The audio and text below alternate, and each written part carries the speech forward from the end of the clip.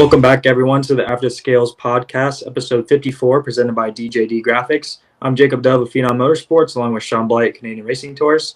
Our special co-host today is Hunter Hensel of Hensel Media. On today's episode, we'll have Drake Edwards out of Surprise, Arizona, a USAC Midget driver who's going to be preparing for the Chili Bowl Nationals this year. But before we have him on, we're going to talk to Hunter about the Tulsa Shootout recently. Really exciting event. All three of us were watching on Flow. Hunter, what did you think of Tulsa, and kind of give us your opinions about some of that incredible racing? I love the Tulsa Shootout. I love how in December and early January I can sit in front of my TV for hours and hours and just watch racing. So it's been tradition of mine past few years, and I just love how the race is getting bigger and bigger. That the non-wing outlaw got changed into the 55 lapper as the finale. I was okay with that. I'm more of a non-wing guy instead of a wing guy anyway, whatever it comes to. And it delivered. That race was insane. I've never seen anybody run a micro on a line like Larson was running there. He was using, they said, the ramp line. That is what he was doing. He was using the cushion, like getting the full car on it and driving it down. Insane finish, insane race. Heartbreak for Steven Snyder Jr. I do need to get that out of the way. He was flying in that hyper chassis and just hit the wall a little too hard by the time he got into the lead. That is a race that you have to watch the entire thing. The highlights don't do the justification, I think. But yeah, so Tulsa Shootout. I'm trying to get there soon. Yeah, we had to, with Drake Edwards coming on, we had to get our non-wing USAC expert Hunter back on. And you got to a lot of races last year. You're hoping to get to a bunch more this year. Tell us all what you're looking at doing this year and how many you got to last year, just your plans in general. Yeah, so I'm trying to get to as many races as I possibly can. I mean, I only have so many days off work and just starting a new job and everything. So that's the main priority. But when I have the time, I'm going to try to get out. Last year, I made it to 66 total races, taking photos. So hopefully I can do more than that. I just was making some final touches to my calendar. I haven't completely finished because it doesn't seem like the boss and the fast schedules are completely out yet. That's what I'm waiting on. But yeah, I have it around 130 dates on my calendar for races that I want to go to. Some days have like 4 races in 4 different states, so I'm going to have to choose. And there's going to have to be sacrifices made. I know I'm not going to make it to 130, even if it doesn't rain for any of them. But yeah, hopefully I can do more than 66. I've made no decisions about what big things I'm going to do. Like last year, I did PA Speed Week and Ohio Speed Week in full. I'd love to do Indiana Midget Week or Indiana Sprint Week. So we'll see if I can do one of those, maybe both. Get out to Indiana more. Get to some new tracks. So yeah, I'm definitely excited for the new year. I got some new gear too. Yes. So hopefully it's just up and up when it comes to the photos and the races. Well, I don't know how you guys can plan so far ahead when I just written down the month of February and the beginning of January and March. I literally ran out of room for Florida Speed Weeks, writing down all the racing going on down here in Florida. And I can't plan that far ahead like you guys. But myself, I'm really looking forward to the start of 2025 with all the racing down here in Florida between Lucas Oil, World of Outlaws, USAC Non-Wing's going to be racing, Micro Sprint Week at the Bull Ring, even some pavement racing. We got New Smyrna, Citrus County, Showtime. We got plenty of racing going on. I wish I could duplicate myself, copy and paste, and being at different places, maybe in the future Elon Musk will probably come up with it. But I know Shaun, he's really good at making calendars, and he puts all those really cool pictures together. So Shaun, tell us about some of the, you don't have to go through all of them because I know it's a lot, but just some of the highlights that you got on your calendar for the races this year. Well, I've got 9 races scheduled for January, which I've never even done one in January before, but obviously the Chili Bowl, heading down to Florida to do Lucas Oil Speed Weeks there with Jacob. I love the Dirt Late Model Dream last year, so I'm going to do that one again. Kings Royal, I can't miss that. One thing I'm really looking forward to, we talked about it, I think, at our Christmas show, was the World of Outlaws returning to Ohsweken for 2 nights. I know all the guys up here are working hard the ones that can, to get 410s in their cars, because High Limit is in upstate New York just the next few days. So that's still going on. And the one thing I wanted to ask Hunter, not to put him on the spot or anything, we had Brady Hauser on last night. We gave our predictions for who's going to win the Chili Bowl, and then a dark horse pick who might win the Chili Bowl, but we would expect to maybe finish up front. So Hunter, go ahead. Let's see whose picks end up being correct. Yeah, hopefully one of us, right? And it's great that Christopher Bell's back. That is fantastic for all of dirt racing. We already saw it at the shootout. So I'd be happy with another Bell versus Larson shootout. I think it's an absolute classic. We'll be looking back on these races decades from now, just thinking about how awesome it was. So I don't think it'll be a surprise to see Bell back up there after the time off. But I think I'm front running here. It's how the racing is. The cream always rises to the top, especially even when you have whatever it is, the 8-lap heat race to that sets up your whole week.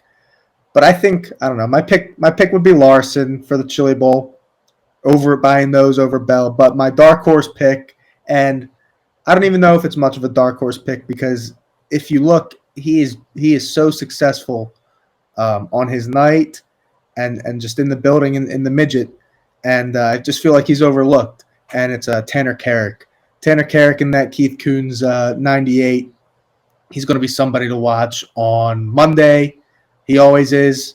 And then in that feature, he's sneaky. He's not afraid to rip the cushion. He's a California guy. He knows how to race on a rough track. He's got the racecraft. So Tanner Carrick, somebody I'll watch out for sure.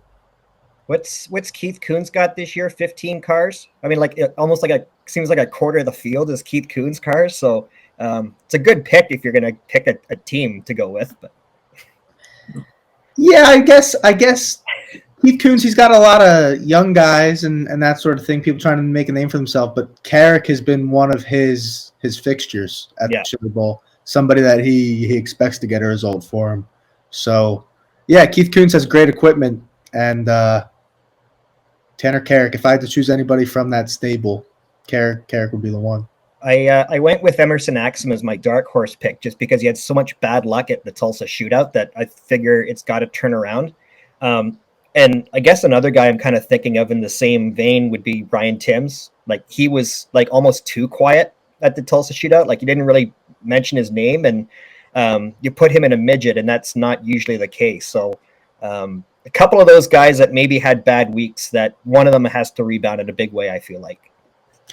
Yeah, Axum especially, for sure. I think like some of these names, because Bell and Larson are here, they're considered dark horses, but it's like Emerson Axum in a midget. It's hard to call him a dark horse for sure. Yeah. But yeah, no, you're right, definitely. Yeah, and even though Keith Coons has 16 cars, it's still out of 371 entries, so still got a long week. I was exaggerating when I said a quarter of the field, but yeah. But some of the people I've been looking at last night on the podcast with Tyler Edwards and Jaden Clay and Brady Hauser, I kind of went out on a limb and I said that Logan Seavey wasn't going to go and win this year and go 3 in a row. I think it's going to be really tough for him to replicate what he's been able to do, especially with how well Chili Bowl Gravel's been preparing the track. If it's anything like the Tulsa Shootout, it's going to be a really good show, a lot of passing, so it's going to be really hard for Seavey to get in a rhythm and fend off all those talented drivers. So I've been kind of looking at it. I've broken down, all Monday through Friday prelim nights, and I'm going to go ahead and pick Buddy Kofoid because just the success he's had behind the wheel of the midget. Obviously, he's focused on the World of Outlaws now with Roth Motorsports, but every time he gets into the midget, he's a threat out on the track. I think he'll get in a groove. He'll probably be top 2 in his prelim night. He's going to carry that momentum. And like you said, Keith Kuhn's equipment is top of the line. And kind of my dark horse, this is pretty tough. I was looking at some of the guys that have been coming back for a couple of years now.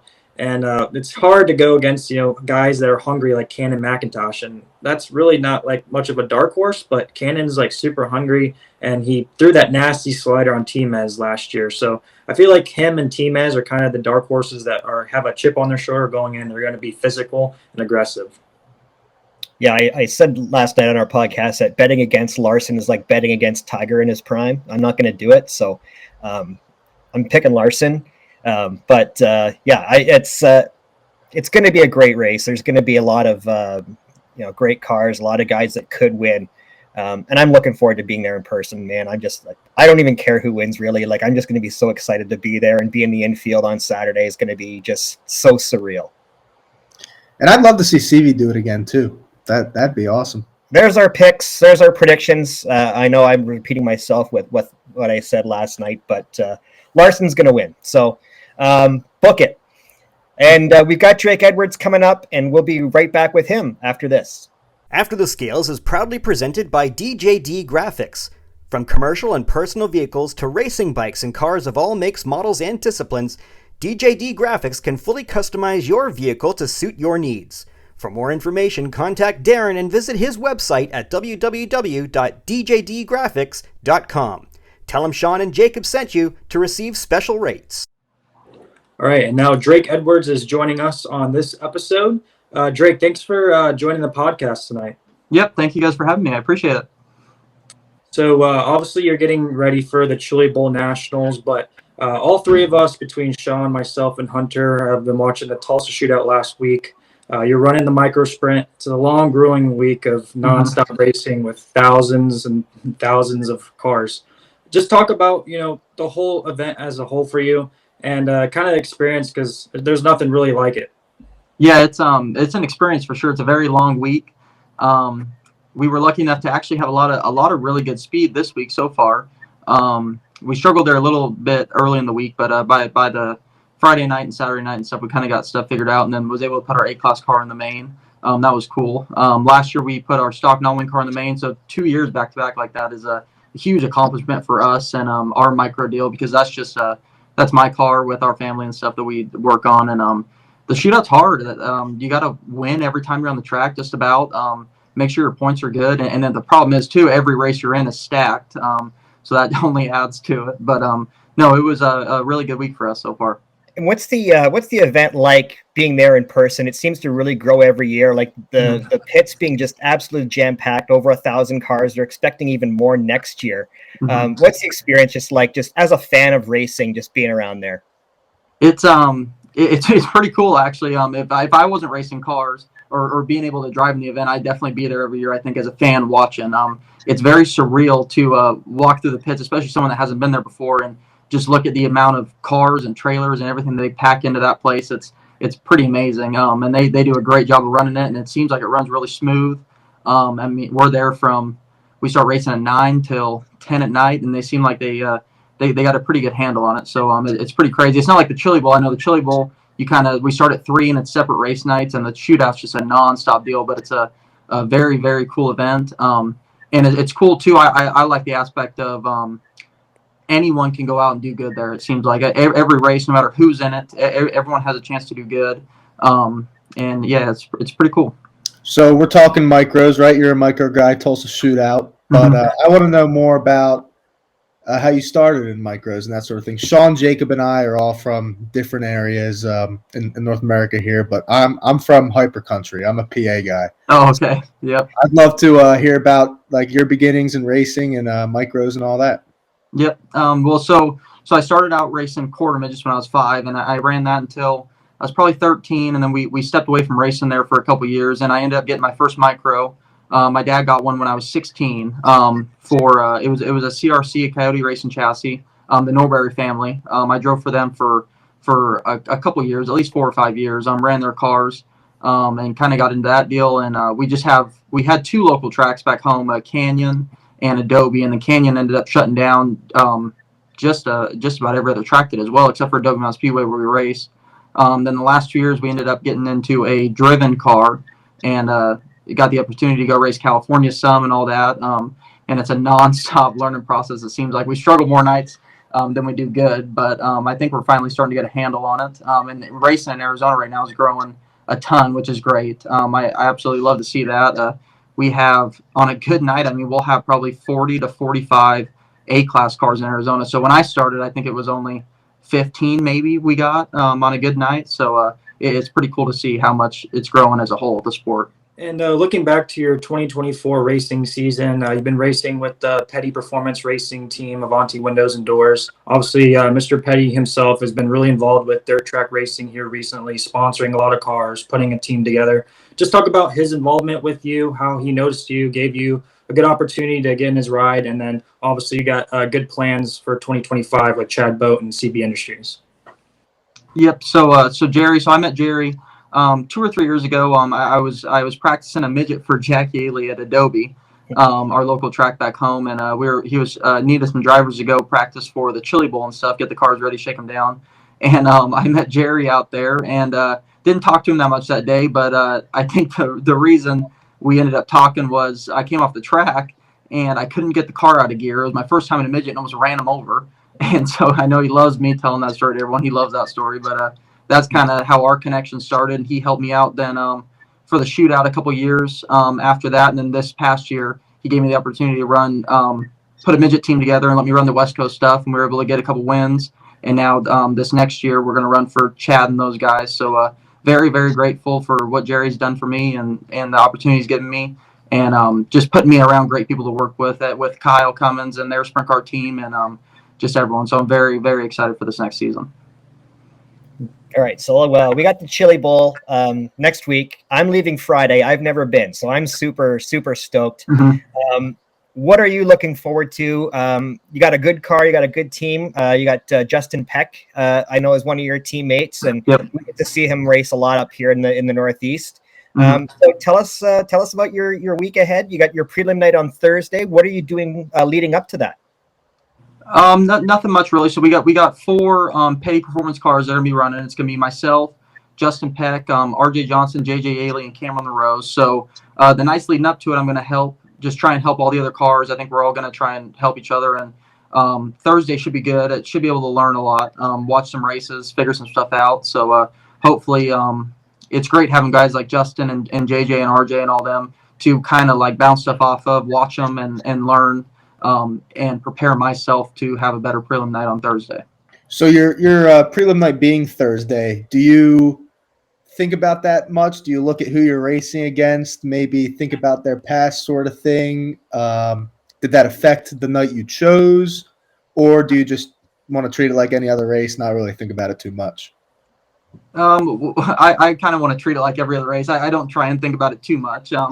I know like Friday night stacked, Wednesday night stacked, Thursday night stacked. Really every night there's 10 to 15 guys that can go out there and win that thing. So I just try and look at it as a normal race night. I know I got into that whole deal. I ran the Chili Bowl for the first time 2 years ago with Jack stuff, and I was kind of psyching myself out, everyone who's on my prelim night. So I think I'm going to just try and relax this year and just try and treat it like a normal night. Try and put it in the main on our prelim night and hopefully set us up good for Saturday. Yeah, we've been kind of asking other drivers that are running the Chili Bowl coming up that there's a lot of really good competition, obviously, but is there any guys that really stand out to you? Obviously, you got Kyle Larson, Christopher Bell, a lot of NASCAR, IndyCar guys, and the guys that you regularly race in USAC, and then obviously the sprint car guys that come down and race. Is there anybody that you're like, wow, I'm really excited to race against, or are you kind of like maybe intimidated, or are you pretty confident going into the week?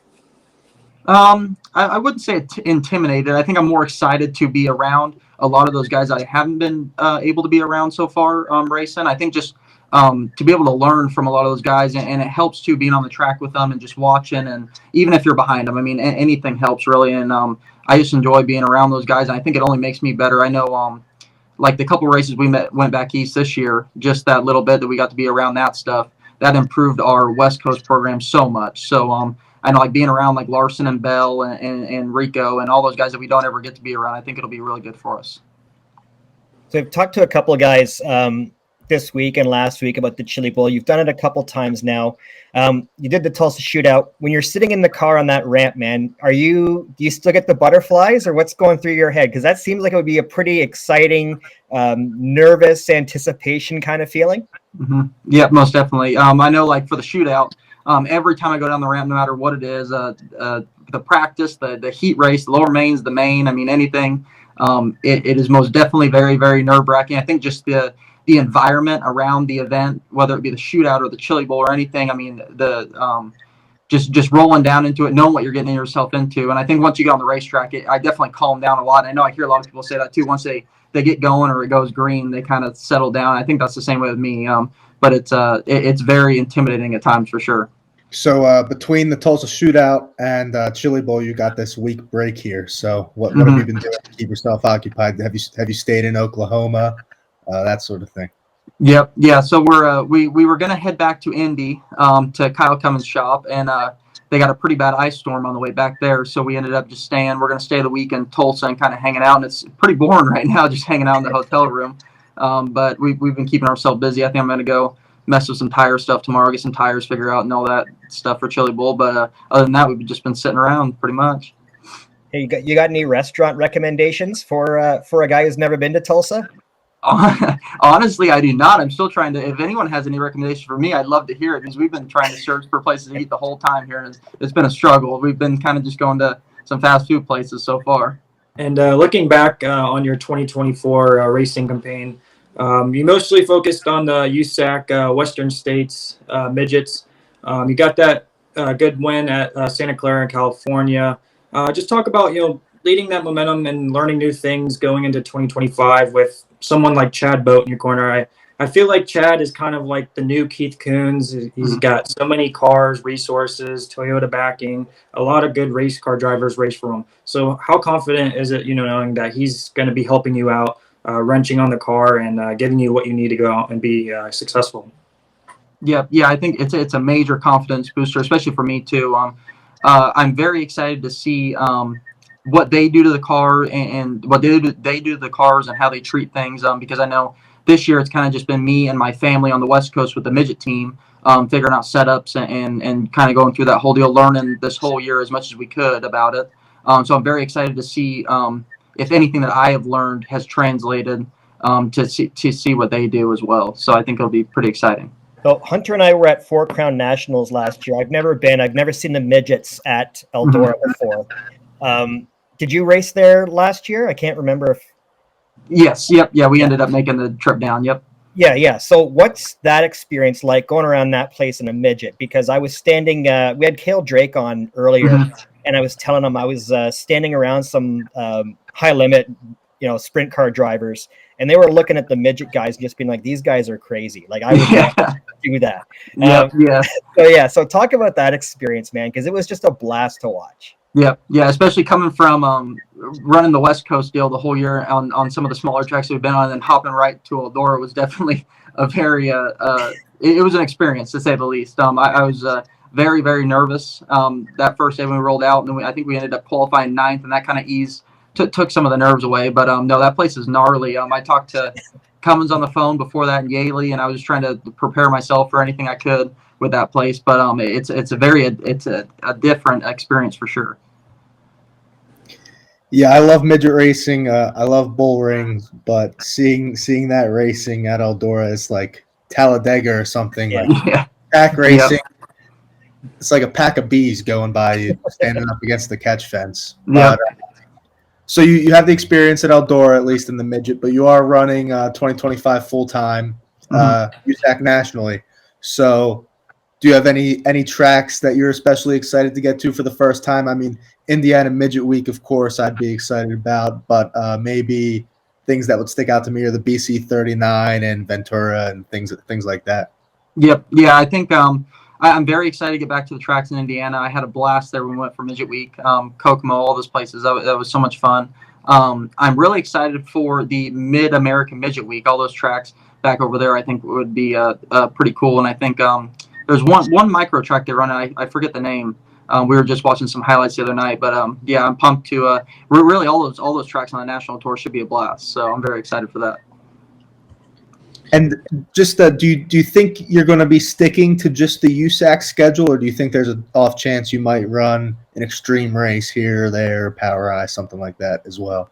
For now, it's just the USAC schedule. I wouldn't be opposed to. I know we're keeping one of our cars for now at Cummins shop, so I wouldn't be opposed to maybe on some off weekends if we do have time to hit some extreme races. I know it'll be pretty busy schedule with between the midgets, and then I'm going to follow Kyle and the team around and help them on all the sprint car stuff for his whole season too. So there's not going to be that much downtime, but on some of the off weekends, I'd like to maybe try and do a little other things too.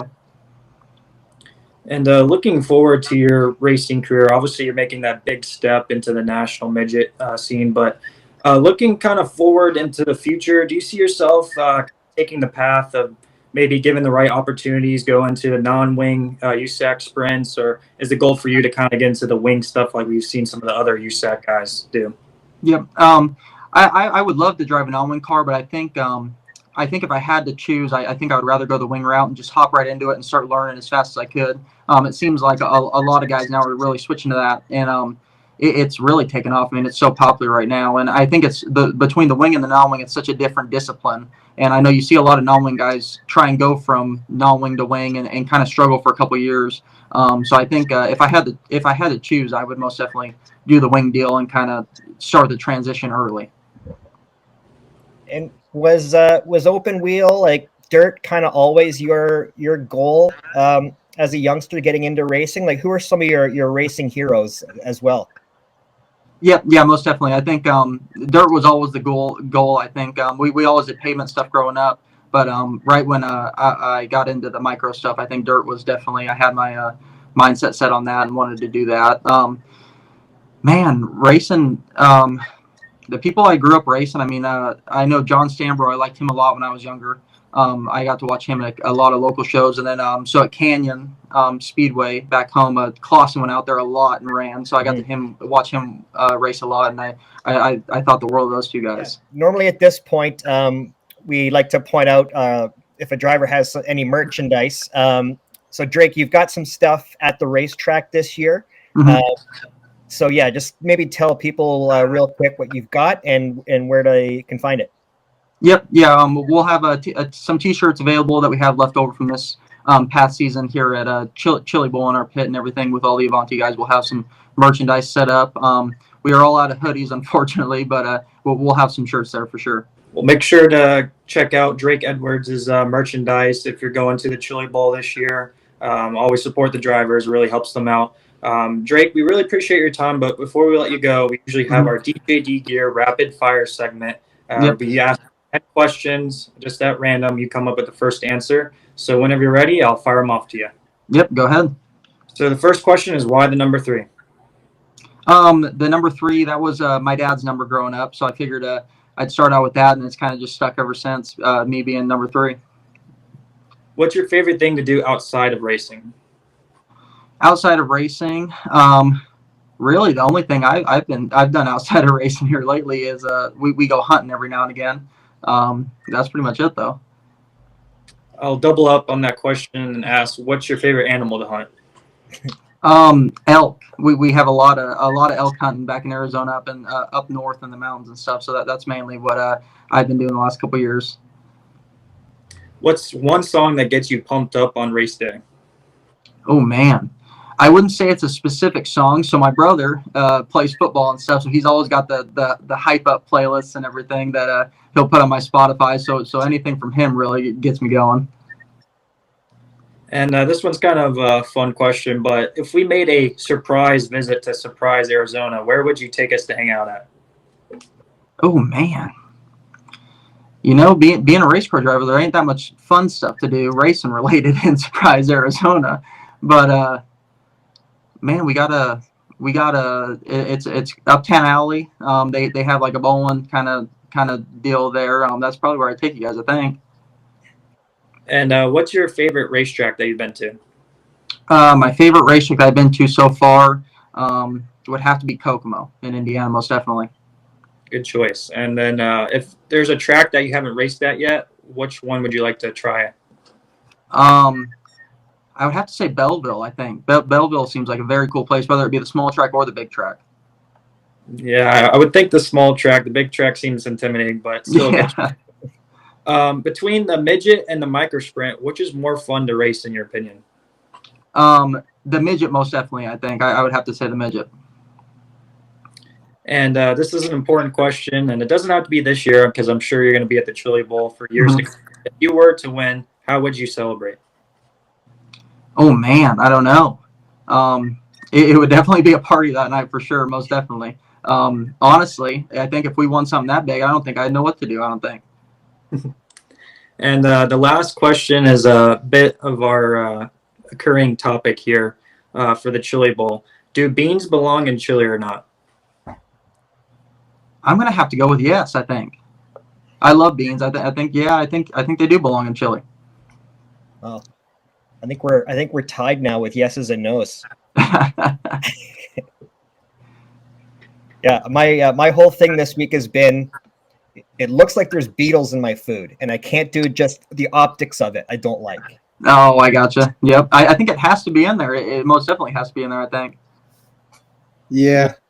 We'll hear from Hunter. He hasn't voted yet. Yeah, you got to weigh in on this. I think I'm with Drake here. I think without the beans, it's just ground beef, pretty much. Exactly. Yeah, what's wrong with that? Yeah. It's not chili. It's fine. It's probably fine.